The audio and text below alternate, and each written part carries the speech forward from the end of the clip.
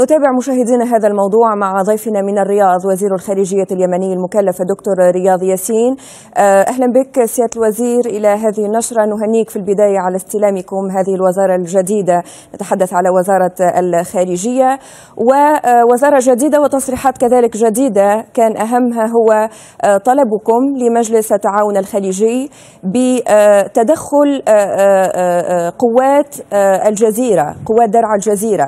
متى تقدمتم بهذا الطلب وكيف كان شكل هذا الطلب؟ يعني تقدمتم بطريقة رسمية؟ أولا شكرا جزيلا على هذا الترحيب، ونحن طبعا في مرحلة صعبة واستثنائية كما أقول، مرحلة تحديات نتحمل فيها المسؤولية جميعا، ولكن نحن على ثقة بأننا في الأخير سننتصر لتعيش اليمن ويبقى اليمنيين يعيشون في استقرار وأمن. هذا هو هدفنا الأساسي في هذا الوقت الحاضر، عندما يتعرض اليمنيون جميعا لهذه الهجمة الحوثية الإيرانية. أولا أحب أن أوضح أن الحرب التي تدور اليوم ليست فقط ضد الجنوب، ولكنها ضد كل اليمنيين في كل مناطقهم، وبالإضافة إلى اليمنيين الذين يعيشون في دول الخليج كلها، وبالذات في المملكة العربية السعودية. لدينا أكثر من 2 مليون مغترب يعانون جميعهم وأيديهم على قلوبهم فيما يحصل اليوم من هذا التدهور المريع الذي تجريه أو تقوم به الميليشيات الحوثية في كل مكان. أولا طبعا للأسف الشديد الأسلوب الذي تتبعه الميليشيات الحوثية في هذا الوضع، بأنها تذهب إلى بعض المناطق وتحط بعض البراميل وتحط هناك شعارها المعروف، ثم تعلن أنها سيطرت على هذه المنطقة، وذلك في سبيل إحباط الروح المعنوية وروح المقاومة والنضال لدى بقية اليمنيين الذين بدأوا يعتقدوا أنهم قد سيطروا على كل يمن. هذا ليس صحيحا بالمطلق. يسيطرون على بعض الأماكن وعلى بعض الشوارع، يحطون براميلهم مع شعاراتهم الوهمية ليوهموا العالم بأن الأمور خارج إطار السيطرة. لكن الآن هناك خطوات حثيثة، خطوات متسارعة أيضا من أجل أن يتمكن اليمنيون من الصمود في هذه الفترة، وذلك بالتعاون مع دول مجلس التعاون الخليجي ومع المجتمع الدولي من أجل إيقاف هذه الهجمة المتوحشة. حتى نقف على كل هذه الخطوات المتسارعة، مطالبتكم بتدخل قوات درعا الجزيرة، متى تقدمتم بهذا الطلب وما كانت ردة فعل الخليجيين؟ نحن تقدمنا خلال اليومين السابقين عندما رأينا أن هذا الهجوم المستهدف إلى المناطق الجنوبية إلى تعز، وبالذات تهديد عدن من خلال الطائرات ومن خلال حشد كل هذه القوات، ثم أن هذا الأسلوب الجديد التكتيكي باحتلال مطار تعز وإلى آخره، تقدمنا بهذا الطلب في خلال اليومين، وهناك الآن إن شاء الله ترتيبات تجري، وسيتم إن شاء الله قريبا التمهيد لهذا الموضوع. كيف ماذا جاء في هذا الطلب وتقدمتم به برسالة رسمية سيادة الوزير؟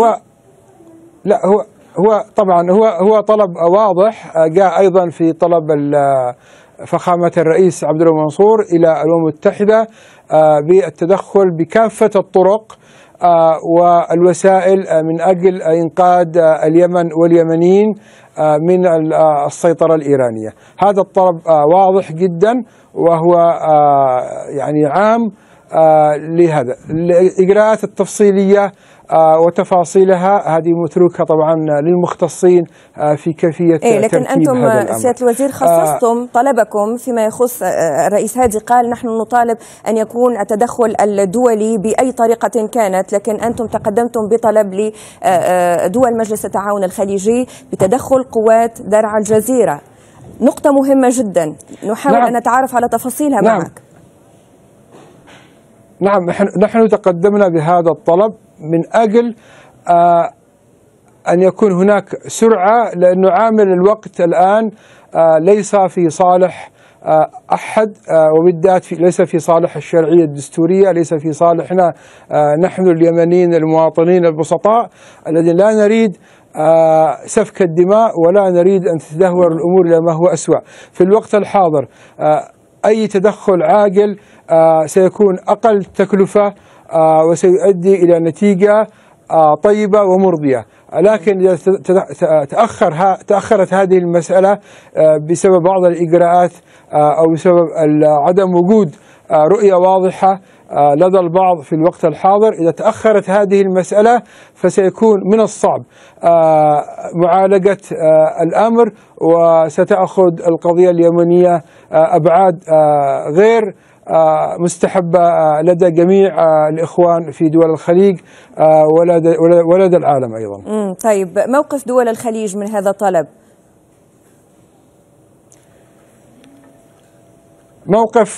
موقف مؤيد. هم يريدون الآن أن يقيموا الواقع، كيف يمكننا أن نتفاعل في هذه المسألة، كيف يمكن أن نرتب الأمور بشكل، وطبعا الموضوع الآن متروك للمختصين في هذا المجال لترتيب هذا الأمر، كل في مجال تخصصه وفيما يخصه. كيف يقيمون هذا الوضع؟ كيف؟ هناك هيئة، هناك مشاورات، كيف تبدو العملية؟ ما الذي لمستموه حتى هذه الساعة؟ لا، هناك مشاورات تجري على مختلف الاتجاهات. طبعا هذه المشاورات تتم بشكل متواصل وبشكل يومي، لأنه تسارع الأحداث كما قلت هناك سباق من قبل الميليشيات لتثبيت واقع الأرض. هذا السباق يدعمه طبعا أو بتنسيق من قبل رئيس النظام السابق علي عبد الله صالح، وبدعم إيراني واضح غير مشكوك فيه من أي طرف. الآن السؤال دائما الذي نقف أمامه نحن، هذا هو ما يعملونه هم، ماذا علينا أن نعمل نحن؟ لا نكتفي فقط بمجرد الإدانات والشغب والكلام الذي يجب أن نبدأ الآن خطوات عملية تستطيع.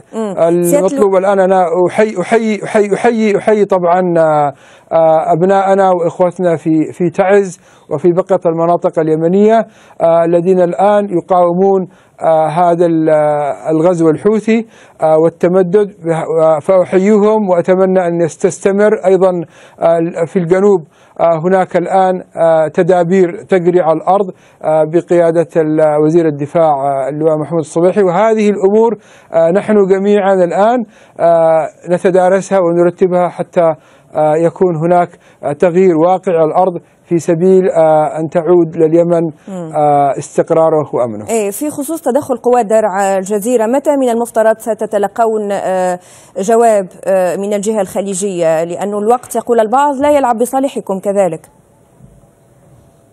صحيح، الوقت ليس بصالحنا، لأننا نتكلم الآن عن ترتيبات لوجستية، ونتكلم عن شرعية ودولة. نحن نمثل الشرعية ونمثل واقع حقيقي على الأرض، لكن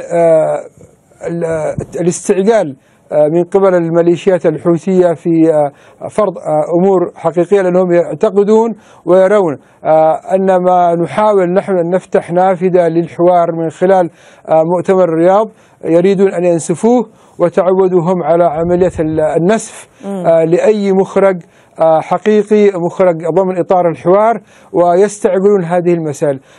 أنا أعتقد كما يعتقد كثير من اليمنيين أن الوقت ليس في صالحنا، لكن الشعب اليمني بكل طوائفه وبكل من أحزابه السياسية ومكوناته قادر على الصمود حتى نستطيع أن نلعب هذا الدور الذي يمكننا من استعادة كل اليمن إن شاء الله. طيب سيادة الوزير، إلى جانب هذا المطلب مطلب آخر توجهتم به إلى المجتمع الدولي وإلى مجلس الأمن الأمم المتحدة، طالبتم بإقامة منطقة حظر جوي، ماذا في ترتيبات هذا الموضوع؟ نعم، الآن الترتيبات جارية. وصل وزير النقل موجود معنا، وهو بدأ أيضا جملة من الترتيبات في هذا الموضوع حتى نستطيع أن نطبقه. كما تعرفين أن الأمور تحتاج إلى بعض الوقت. موافقة مجلس الأمن وموافقة دولية، يعني كيف سيتم الموضوع وما المنطقة التي نتحدث عنها؟ نحن نتحدث بالتحديد على المطارات التي يسيطر عليها الحوثيون. المطار العسكري في صنعاء، وحاليا يسيطرون على مطار تعز ومطار الحديدة كما أتوقع. هذه هي المطارات الأساسية التي يسيطرون عليها، بقية المطارات لا يسيطرون عليها. نحن نريد حظرا على هذه المطارات. الآن توجد لدى كثير من دول العالم إمكانيات هائلة في أن تسيطر على هذه الوضعية وأن تمنع الطائرات التي تقلع من المطارات التي تحت سيطرتهم للذهاب إلى عدن، ولمحاولة قصف مدينة عدن، لمحاولة نقل قوات تعزيزية، لأنهم كما ترين أنهم لاقوا مقاومة في عملية التمدد البري من قبل الشعب اليمني والقبائل، وكثير من المواطنين وقفوا رغم قلة إمكانياتهم، لكنهم وقفوا حاجزا دون هذا التمدد البري. فيستخدمون الآن هذا التكتيك بالانتقال إلى نقاط معينة وبسرعة عاجلة حتى يثبتوا واقعا غير مرغوب فيه على الأراضي اليمنية. متى ستتقدمون رسميا بهذا الطلب لمجلس الأمن؟ الطلب تم تقديمه وهو الآن قيد الدراسة.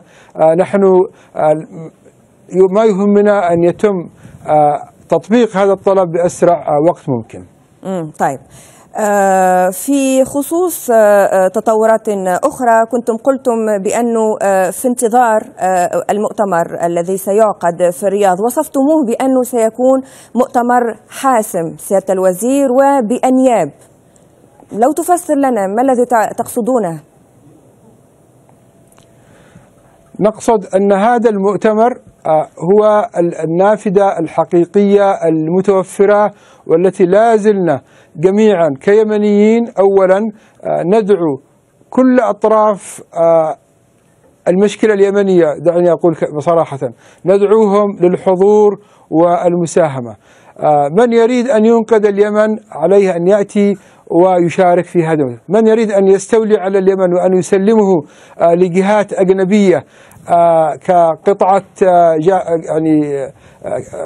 قطعة جاتو جاهزة أو كقطعة كيك جاهزة، فلذلك يتحمل المسؤولية التاريخية أمام الله وأمام المواطنين وأمام كل الشعوب العربية في أنه يقود اليمن ليس فقط إلى ما يحصل اليوم في ليبيا أو مناطق أخرى من العالم، ولكن إلى ما هو أسوأ. اليمنيون جميعا مجمعون على رفض أولا هذه السيطرة الحوثية، رافضون أن يكون هناك ارتباط بهذا الشكل مع إيران، يرفضون كل ذلك وبشكل واضح وجلي. وإذا أصروا على ذلك فأعتقد أنه لن تكون في اليمن ليس فقط حرب أهلية، ولكن ما هو أسوأ من ذلك. نعم، نشكرك جزيل الشكر على هذه المقابلة وكل هذه التوضيحات وزير الخارجية اليمنية المكلف الدكتور رياض ياسين. شكرا جزيلا لك سيادة الوزير.